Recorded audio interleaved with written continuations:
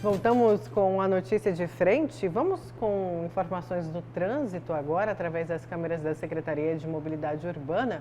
Agora o movimento aumentou já um pouquinho. Vamos saber como que está o trânsito na sua região. A gente tem aí a Miguel Sutil já no trecho do bairro Santa Rosa, sentido ali. Ah, e com fumaça, né? Olha só, tem um pouquinho mais de fumaça, né? Mas está bem melhor que ontem. Tem aí o Mãe Bonifácia, um movimento maior também no outro sentido, né? Vamos aqui ver mais um trecho da capital, Avenida Historiador Rubens de Mendonça, sentido centro, ó, bem movimentada já. Trânsito movimentado, tá fluindo, mas tá bem movimentado. Daqui a pouco dá uma travada, né, Haroldo? Mas 7h30, que é quando o pessoal sai para chegar às 8 no trabalho.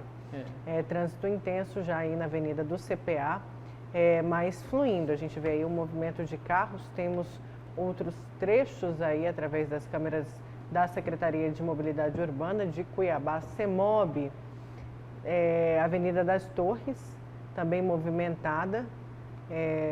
Trânsito fluindo, mas com maior movimento de carros. É o horário que o pessoal começa a sair agora para chegar cedo no trabalho, né? O certo é sair um pouquinho mais cedo, né? Ainda mais com esse tanto de obras. Bom, vamos seguir aqui, vamos para o seu, antes de falar de futebol, daqui a pouco a gente vai falar de futebol, mas vamos para o seu comentário de hoje? Vou falar um pouquinho sobre a questão da reforma tributária, né, que é uma expectativa muito grande por parte da população brasileira. Na esteira, né, dessas reformas necessárias, eu acredito até que a reforma tributária, se o governo federal tivesse optado em fazer a reforma tributária primeiro, antes da reforma previdenciária, da Previdência, certamente teria menos desgaste. Mas decidiu em fazer a reforma da Previdência primeiro, perdeu, né, de certa forma, credibilidade. E agora, na sequência, já estuda a possibilidade de uma reforma tributária que é extremamente necessária ao país, né? Considerando que nós temos uma das maiores cargas tributárias do mundo. E o sistema tributário é muito anacrônico, muito ultrapassado, tem praticamente 50 anos e precisa, sem dúvida alguma, de mudar essa realidade. Até porque você compra alguma coisa nesse país, você tem a nota fiscal, mas você não sabe exatamente para onde vai aquele imposto.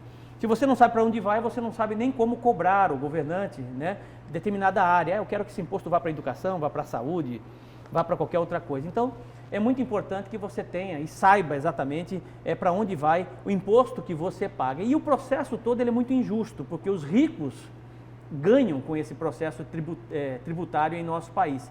1 quilo de arroz, por exemplo, que custe hoje, infelizmente está custando R$30, o imposto de 1 quilo de arroz para o rico é o mesmo imposto para o pobre. Né? Considerando que ele ganha muito mais em cima daquele de renda, a renda dele é muito maior. Quer dizer, então a reforma tributária seria muito mais justa, diminuiria a desigualdade social se as pessoas que ganham mais pagassem mais impostos e as que ganham menos pagassem menos impostos. Então as duas vertentes fundamentais para a reforma tributária seria, claro, uma transparência maior dos tributos que nós pagamos, para que nós saibamos exatamente para onde vai esse tributo, de um lado, e a outra, a simplificação do processo. Existe a possibilidade da unificação do PIS e COFINS, dentro dessa leitura da nova reforma da tributária, é importante. ICMS também, com a tentativa de uma nova versão de ICMS, e ISS também, com relação ao imposto nos municípios. Mas, enfim, essa leitura toda precisa acontecer. Só que o governo federal entendeu que não consegue aprovação dessa segunda leitura, desse segundo texto, porque ainda não houve um certo acordo entre o Congresso e o governo federal na construção desse texto. Quer tomar uma aguinha? Na construção desse texto. Né? Então, tranquilo. O texto não bate um com o outro, não existem de acordo nesse sentido. E o governo, né, por meio dos seus líderes no Congresso Nacional, percebeu que isso não teria aprovação. Não tendo aprovação, o Jair Bolsonaro acabou recuando, puxando o freio, né, e decidindo não apresentar esse segundo texto agora para votação, que deve acontecer só depois das eleições municipais. Após as eleições municipais, eles vão novamente apresentar esse texto da reforma tributária. E é claro que a oposição, Rodrigo Maia, já disse, mandou pelo Twitter, comunicando, chamando o Paulo Guedes, chuta, cadê o texto? Não vai apresentar a reforma, né? Já cutucando o Paulo Guedes. Eles não se entendem, definitivamente não se entendem, né? Porque ele quer uma reforma de uma forma e o Rodrigo Maia quer de outra forma. Mas isso deve acontecer só depois das eleições. Entre nós, para que o governo vai ter um desgaste justo agora que está tendo uma aceitação? O índice de popularidade é altíssimo, de 40%, nunca teve, né? Eu já disse que o índice de popularidade, claro, que acontece por conta do auxílio emergencial, 50 bilhões de reais ao mês, né? Por ações que foram feitas pelo governo federal durante a pandemia. Essa lua de mel vai acabar, uma hora vai acabar. Se ele vai manter a popularidade dele ou não, só lá na frente nós vamos descobrir se isso vai acontecer ou não. Mas a reforma será apresentada depois das eleições municipais e certamente o governo terá muito mais tempo e muito mais condições de poder apresentar e realmente ter a aprovação que tanto ele quer com relação à reforma tributária dentro de um texto que o governo quer e não necessariamente que o Congresso gostaria de ter. Está entendendo? Então, é exatamente isso que essas articulações, essas estratégias estão sendo montadas pelo governo federal para que, a partir de novembro, essa reforma aconteça. Eles não querem correr o risco, Nayara, de perder credibilidade de um lado, né? E, de certa forma, de dois lados, né? Primeiro, a popularidade do presidente da República por conta dessa reforma que mexe com o bolso do brasileiro, sem dúvida alguma, tá? Que pode, inclusive, criar um novo imposto, certo? E não seria tão popular em meio a uma pandemia como essa, em meio a uma situação econômica que nós vivemos. Isso é fato. E do outro lado é a questão também de vexatória de não ter a reforma tributária sendo aprovada no Congresso e no Senado. Enfim, essa leitura que o governo faz, eu particularmente acho que é uma estratégia interessante, né? Oportuna, considerando que a boa parte da base do governo federal está em campanha agora. Estão nos municípios, né? Eles estão nas cidades fazendo campanha para o seu partido, para os seus candidatos a prefeito, seus candidatos a vereador. Então, para que vai arriscar, né?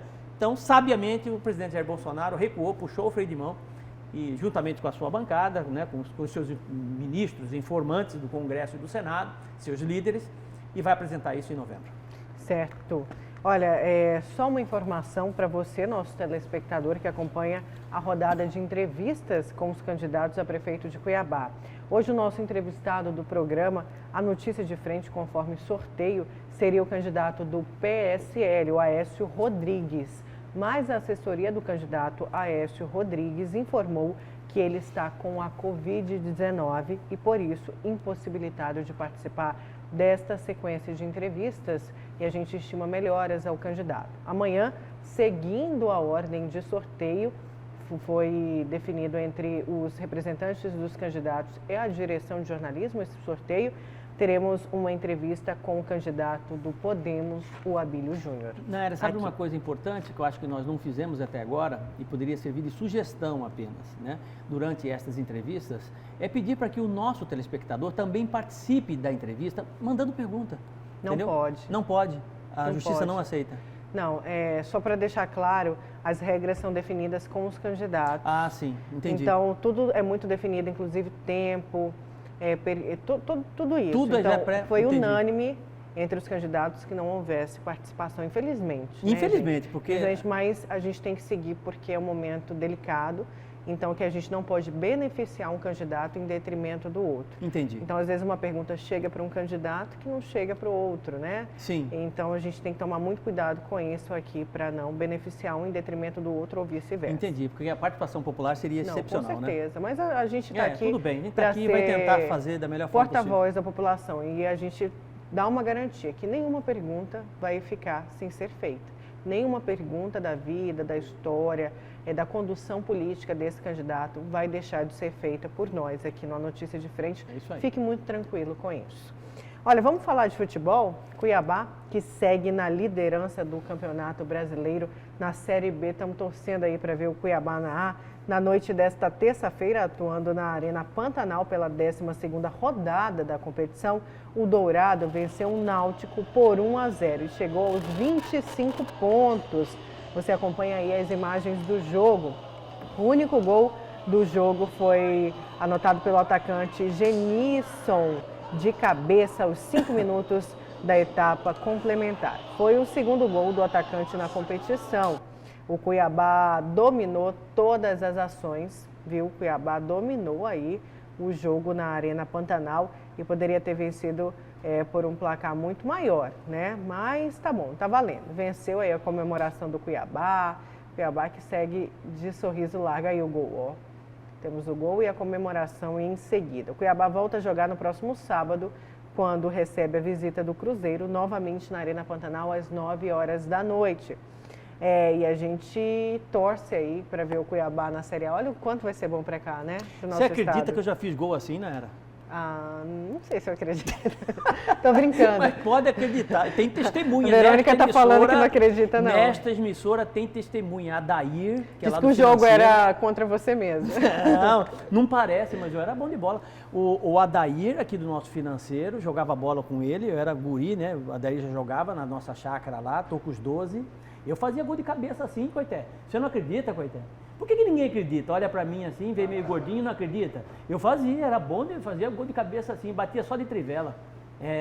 Celso não acredita também. Eu falo pra Celso aqui, que foi jogador do misto. Olha, o seu Souto aqui da Monte Líbano, da padaria, tá dizendo que tá te assistindo, não tá acreditando muito nisso. Tô falando? Esse povo vai te falar, ninguém acredita, olha pra mim. Tá dando parabéns aí pro Cuiabá, todos nós estamos aqui na torcida e se misturam, né? A gente tá torcendo para ver um time nosso, um time de Mato Grosso, representante do nosso estado Série A, na né? Série A. É a grande torcida sonho aqui. Nossa, seria sensacional. Então, boa sorte aí pro Cuiabá. Que agora o tempo diminui um pouquinho, então estamos mais próximos da Série A, já estamos assim, ó, com um pezinho. Deixa eu ir para o GD, Haroldo, voltar a falar de eleições, porque táxi não paga multa e MPE pede para barrar candidatura. O Ministério Público Eleitoral pediu a impugnação da candidatura ao Senado do ex-governador Pedro Táxi. O documento foi encaminhado ao Tribunal Regional Eleitoral de Mato Grosso nesta terça-feira. Conforme o pedido de impugnação, a coligação Todos Somos Mato Grosso incorre da causa inelegibilidade. A ação é embasada na denúncia do PDT, que causou a condenação de Táxi no TRE no dia 8 de setembro, por abuso do poder em ano eleitoral, se referindo ao programa Caravana da Transformação, aplicando-lhe multa no valor de 50 mil. Então, será que podemos ter essa inelegibilidade do candidato Pedro Táxi ao Senado? Ele diz que ele não corre esse risco, inclusive soltou uma nota à imprensa, né, dizendo que ele não corre esse risco e que ele apresentou todas as certidões negativas. Ele se resumiu exatamente isso. Pedro Táxi sendo Pedro Táxi, né? Direto, pragmático, entendendo? Né? Nisso. Ele está enfrentando muitos obstáculos aí em sua candidatura ao Senado, mas ele já traz aí um número consistente de votos. Eu acredito que realmente ele vai ter muitos votos. Eu não sei se será eleito, mas de certa forma, né? Da mesma forma que ele traz o ônus, ele traz o bônus, né? Ele foi governador do estado e certamente também passou por muita dificuldade. O Luiz Roberto, que é artesão, ele está desesperado aqui, mandou uma mensagem para a gente dizendo que não consegue fazer uma nota no site da Cefaz e ele precisa disso.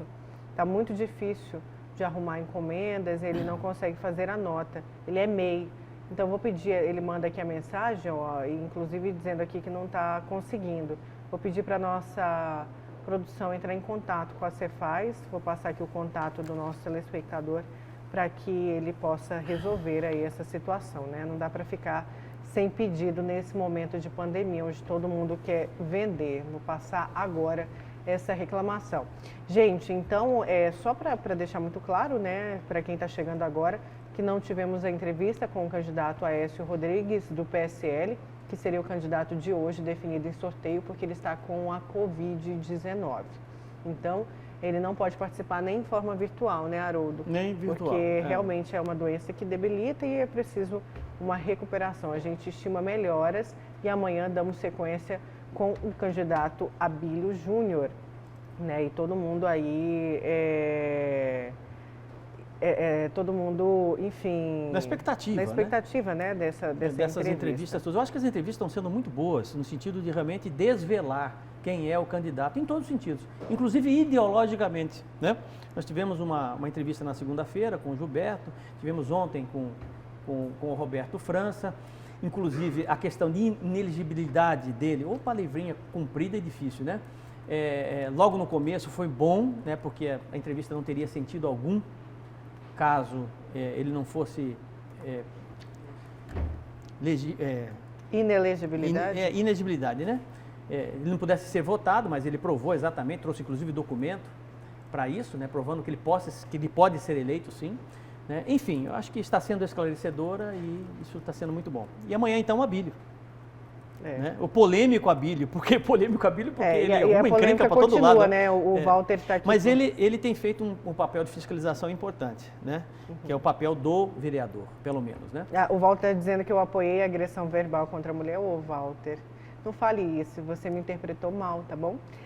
A gente tem que tomar muito cuidado nesse momento de eleição, onde os nervos estão mais aflorados, onde qualquer coisa pode virar. Não estou dizendo que isso foi qualquer coisa, não. Estou dizendo que algumas situações podem ser muito mais aumentadas, ou vice-versa também. A gente também não pode passar pano, chamado passar pano. Mas é um processo onde nós, jornalistas, a gente tem que ter muito cuidado, mais uma vez, para não enaltecer o candidato em detrimento do outro. Aqui há imparcialidade. A gente quer que você, eleitor, faça a melhor escolha com as propostas que os candidatos têm. Por isso, a gente tem que tomar muito cuidado com os comentários que a gente faz. Eu acho que você interpretou errado, meu amigo. Olha, só uma última informação, será que dá tempo aqui? Deixa eu pegar aqui essa informação que a Verônica Raquel me fala, que vai ter uma polêmica, que o deputado quer aumentar ICMS para a compra de armas, justamente por conta do caso Isabelle. O pessoal está perguntando aqui, Haroldo, como que está o caso Isabelle? Continua do mesmo jeito, né? Em andamento. Do mesmo jeito, está em andamento. É aquela velha morosidade que nós conhecemos da justiça brasileira. Até acho que muita coisa foi decidida de forma célere por parte da justiça, nesse caso específico da Isabelle. Né? Mas ainda tem todo um rito, tem todo um processo a ser analisado ainda, né? Enfim, essa questão foi o deputado Valdir Barranco, ele quer que a alíquota passe de 35 para 50 na compra das armas, viu, gente? Isso aumenta, né, e dificulta a facilidade de acesso a essas armas. O deputado Valdir Barranco, do PT, apresentou um projeto de lei para aumentar a alíquota do imposto sobre circulação de mercadorias e serviços, o chamado ICMS, na aquisição de arma de fogo, munição e acessórios também. Atualmente a alíquota é de 35% aqui no estado. E aí o projeto que tramita é para aumentar para 50%. Essa é uma decisão que já é bem estadual. caro, né? Adquirir uma arma não é barato, viu, gente? Claro que adquirir de forma lícita, porque tem muita gente que adquire de forma ilícita. E esse imposto, o ICMS, imposto estadual, é de decisão do Estado, né? E aí ele deixa isso claro, o projeto de lei, que seria aplicada essa alíquota apenas para colecionadores e atiradores profissionais, né? Esses atiradores profissionais, que foi o caso, e caçadores, que foi o caso da família Sestari. Gente, vamos então? Mas já? Amanhã tem entrevista. Tem polêmica. Isso, com certeza. Então fica ligadinho na Notícia de Frente. Obrigada pela sua participação. Obrigada, Haroldo. Obrigado, Nayara Moura. Obrigado aos nossos queridos telespectadores e até amanhã. Até amanhã, você fica agora Até amanhã não, tem Cidade Alerta hoje, tem Cidade Alerta, tem Jornal do Meio-Dia. A gente ainda vai se ver muito. Você fica agora com Fala Brasil, gente. Tchau.